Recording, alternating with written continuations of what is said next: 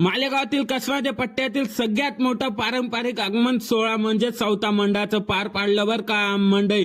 त्याच आगमन सोहळ्याला प्रमुख आकर्षण म्हणून पहिल्यांदाच मालेगावात झाली गोदा आरती आणि त्याचबरोबर आहे ना मनमाडकरांच्या ढोल पथक आणि आपल्या बाप्पाचं आहे ना मालेगाव नगरीत एकदम भारी स्वागत झालं बरं का. तर नमस्कार मंडळी, मी तुमचा लाडका ब्लॉगर कार्तिक. पहिल्या सिरीज मध्ये तुमचं सहर्ष स्वागत बरं का. तुम्हाला या सिरीज मध्ये मालेगावातील सगळे गणपती आणि डेकोरेशन दाखवणार आहे. सूत्रांच्या माहितीनुसार आहे ना आपण डायरेक्ट आहे ना आगमनच्या लोकेशनवर आलो होतो, म्हणजे सोमेश्वरात आल्या पाहिलं ना चौथा मंडळाचं पहिलं प्रमुख आकर्षण होतं ते बी मर्दानी खेळ, ते बी महाराजांच्या एकदम भव्य दिव्य गाण्यावर. चला तुम्हाला बी दाखवतो.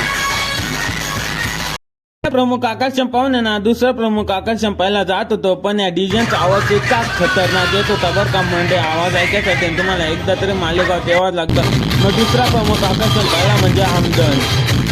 तिसरा प्रमुख आकर्षण पाहून ना ब्लॉगर कार्तिक स्वतः पायाने चालत ना तिसरा प्रमुख आकर्षण कडे आलतो, म्हणजे सी ढोल ताशावर का मनमाडकरांचा अहो काय वाजत होतं. चला मग तुम्ही बी ना एक टाइम आवाज ऐका.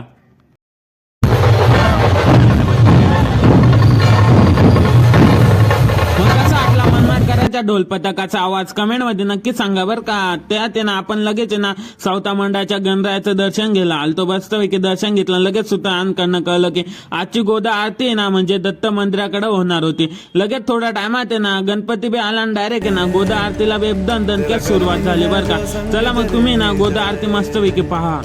मन पावन हो गंगा में डूबे नहाए, मन रावण जो लहरों में मग आता ना दुसऱ्या आगमनाच्या ब्लॉग साठी ना लवकर तुमच्या ब्लॉगर कार्तिकला ना फॉलो करून आणि आपले डेली ब्लॉग बी पाहत राहा बरं का मंडळी.